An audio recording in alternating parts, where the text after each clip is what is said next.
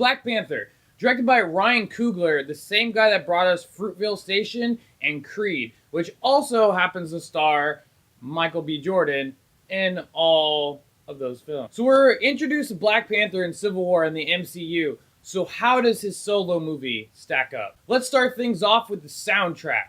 I think this movie had a really good range of music. According to the wiki, it had 14 songs in it in all. It was also spearheaded by Kendrick Lamar, who made most of the songs or helped produce a lot of them. I really like the hip hop and rap that they had in the movie, and also the Wakanda sounding tribal-like music that they had. All the music, for the most part, had me, bumping. If you can get me grooving in my seat, then you know your soundtrack is working for your movie. So let's talk about the visuals. So just like any other Marvel movie, the visuals in this were good. There are a few scenes though that I think missed it in this movie. There's a scene with Black Panther where he's fighting at night, and I just think that they could have done it a lot better. It's way too dark. I get it, his suit's black, but there's a right way to do characters who are black in night scenes. I mean, look at Batman, The Crow, any of those characters that are dark and they use shadows and stuff. You can still see them to an extent, and it's just all about lighting and stuff, and I just don't think they lit the scene very properly. The action was too close a lot of times in that scene as well, and it was just really hard, and it was really muddy. I mean, you could see him, obviously, but it was just too muddy for me. It just wasn't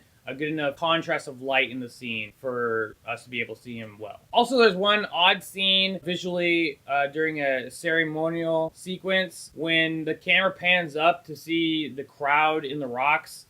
It just looks like they kind of copied and pasted a lot of the tribes people from the different tribes that they have in Wakanda, and it just looks like they just threw them up in the caves. It just looks really weird. You can really tell it's green screen a lot of times with a lot of the people that are up in the caves. But other than that, the visuals were really good in this movie. It's just those two odd scenes that just kind of were out of place. So other than those two scenes, I think the movie did look really good. It's really colorful in scenes. I think the world building was really nice for Wakanda, seeing how big the city is. Also, when they leave Wakanda, when they're in the other city, I forgot if it was Tokyo or not. But that scene looked really nice and colorful.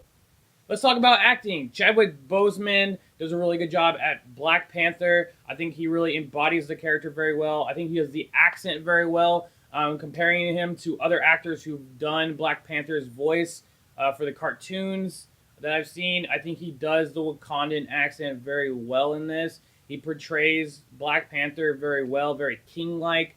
He doesn't go off character, as in like acting how Black Panther shouldn't be. He sticks to being very proper, very king-like. He's not like this random goofball, out of character, or like this like, oh, I'm gonna take you all on, tough guy. Like, he's very Black Panther. Like, he does a really good job as character, and I really appreciate that, and that accent is on point. Eric Killmonger, Michael B. Jordan plays him. I think he was good with what the movie gave him. I'll get to the reasons why I didn't like his character as much in this film in a later part. Michael B. Jordan is a good actor. He does a good job with what they gave him as a character. And for the most part, Killmonger was good in this movie, but I'll get to why I didn't like him as much later in the review. I think all the Black Panther guards were really awesome in this movie, especially Dani. You know her from The Walking Dead. She plays a badass in this movie, and she's awesome with her spear, and I think she did a really good job. Claw, played by Andy, I think he does a really good job in this. He's a little underused. He's not in it as much as I thought he was going to be, but he always brings the acting, and I think he does a really good job in it. The two actors who I think did the best in this were Winston Duke and Letitia Wright. Letitia plays Black Panther's sister. She's also the princess, and her name's Shri. And she's like the tech genius. She's like funny.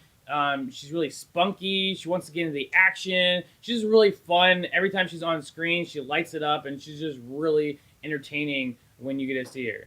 So Winston Duke plays M'Baku, and he is a beast of a man. This dude is towering. He's big. He's fierce. But he's also funny. There's a lot of scenes when they go up to his little area, and he's really funny. He's a cool guy, and I really like the scenes that he's in. I didn't expect to like this random guy. I thought when you first see him, he's just going to be like this big dude who just gets beat by, Black Panther, and that was it. But that's not the case at all. I really like this character. Yeah, I just really want to see more of him. And apparently he's going to be in Infinity War, so I guess we're going to see more of him. So let's talk about the story. I think they did good with it, and it felt a lot like a Black Panther comic book for the most part. It was well paced, and I didn't really get bored at any part during it. They did a good job introducing characters and giving good background to Black Panther without it being a technical origin film. They explained what Wakanda was, and they gave a lot of, backstory and introducing all these new characters. And it wasn't the whole tedious, boring origin story that we get a lot with these, solo films. If I was going to classify this movie, it's really a battle for power movie, without spoiling anything. That's the best way I can put it. Also, Black Panther is trying to hunt down Claw, get the vibranium back that he stole, and then Killmonger's there, and he wants to take down Black Panther for reasons that I cannot say because it would spoil the movie. Also, I'm really glad that they didn't shove any black rights movements down our throats in this. This movie could have been easily super political and annoying. I hate when they shove real world political stuff into movies that are comic book based, and I'm really glad they didn't do that. Obviously, they do hit talking about the street life and other things, helping out communities and stuff, but there was no over political stuff in this movie, which I was glad about. They do talk about why Wakanda doesn't help other countries and also why they don't help their people, and they mean by that Africa, because Wakanda is in Africa, and they're asking, why does Wakanda not help the rest of Africa since they are so well off, pretty much better well off than any other country in the world in this movie, and why don't they help their fellow brothers and sisters? But I really like that, meaning, and how they dived into that. It's really nice, but I'm just glad that there was no overbearing of politicalness in this movie. So let's talk about how entertaining this movie was. The entertainment value. I think it was a lot of fun. It wasn't as awesome as Thor. If you want to see what I thought about Thor, I have a review on my page, how much I love that movie. It also wasn't as good as Civil War or the Avengers action-wise, but this movie does have some good scenes in it, definitely. Not as many fights as I was like. There's a big fight scene near the end of the movie, which is pretty good. They had some awesome Black Panther scenes there, him doing some cool flips and tricks. So there's a really cool fight scene with M'Baku, and Black Panther actually fights with 3 fighting styles that I could see. He fights with Muay Thai, he fights with Capoeira, and Jiu-Jitsu, which I thought was really cool. A little add into the movie. Even though when he does fight Kilgore, he apparently loses the ability to fight with all 3 fighting styles and just sticks to the I'm going to lunge at you with big swings and kicks and stuff. But other than that, he does have some awesome fight scenes in this movie. I do wish there was a little bit more fight scenes, a little bit cooler aspects of his power that he did, especially with the M'Baku scene, which I thought was probably the best fight scene in the movie.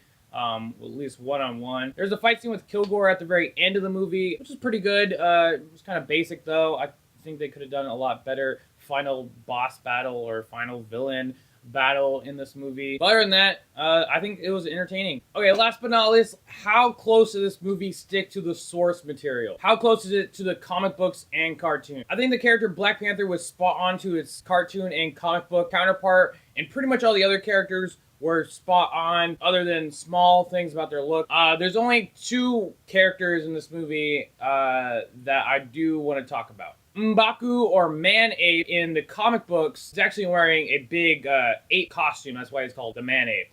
And that's why they call him Man-Ape, is because he's a dude in a big ape suit. I'm pretty sure they didn't want to call him Man-Ape for certain reasons in this movie. But I do think his outfit is really awesome. They do kind of hint towards it, or, give us a little nod towards it. He does wear a gorilla-like mask when he fights Panther. At one scene, his whole tribe is the gorillas, and his armor does have, fur on it, but it's not like the comic book, which I think is really awesome. And if they did put him in a suit kind of looking like that in Infinity War, I think it'd be pretty legit, because he does look pretty freaky in gorilla looking suit, and it's not cheesy like you think it would be. My biggest gripe with this movie, though, is Killmonger.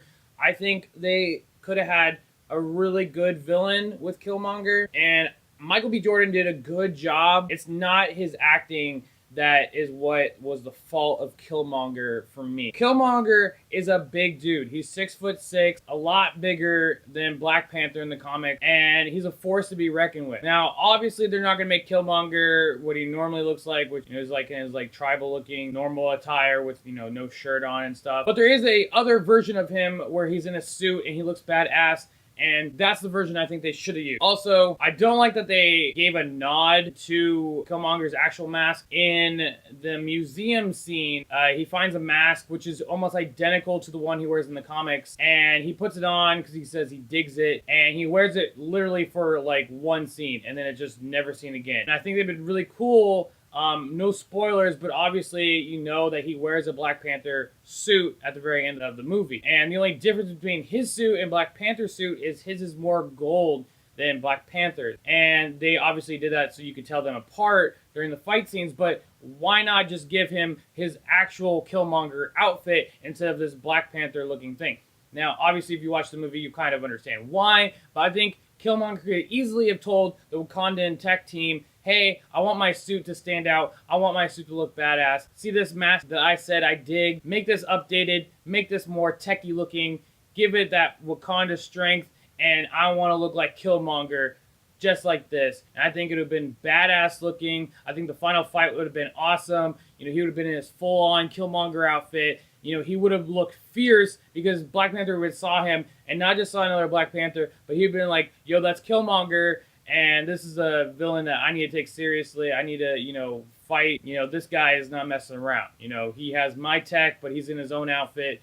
I think that would be legit. I think they should just kept with that. It would have given him his own personality instead of this Black Panther, but just with gold. Also, side bit towards his character-wise, I don't like the fact that they made his character so hood. How his persona was, how he talked, how his swagger, how he just talked in general. He just doesn't sound like someone who graduated from MIT, which they say in the movie. Someone who went through military training, who went through the military service. That doesn't sound like a person who came from the hood, which I like that they grabbed those bits from the movie. They said he came from the hood, went to MIT, went in the army, and now he's this. He's a killing machine. I don't think they would have gotten a character who got themselves out of a place like that and showed, hey, look, I'm smarter than you think I am. I graduated from MIT. I, went in the military. You change when you go through all those things and steps in life, and his persona and how he talks just doesn't really seem that way. He just has this, swag to him that I just don't think is right for his character. But if that's how they want to roll with this character, then I guess can't really change it. I just think if they made him look like he changed as a person in his character development, I think that'd been a lot better for his character. I just don't think Killmonger hit the mark as a character in this. I think he could have been a lot better. Was he horrible? No. Michael B. Jordan did do a good job in what they gave him. I just think comic book wise and what they could have done with his character could have been a lot better. Okay, so in all, this was a fun movie. I did enjoy it a lot. It's definitely not top 5 Marvel movies, but it definitely was entertaining. So I have updated the way I do reviews for movies now. I'm giving each category a score, and then I'm averaging them out to one final score. So the score per categories: soundtrack gets an 8, visual gets a 7.5, acting gets an 8, story gets a 7.5, entertainment gets a 7.5, and source material gets a 6.5. So that gives you the final score, a 7.5 out of 10. If you guys like this review, hit the thumbs up. If you guys want to see more, hit that subscribe button. And thanks for watching.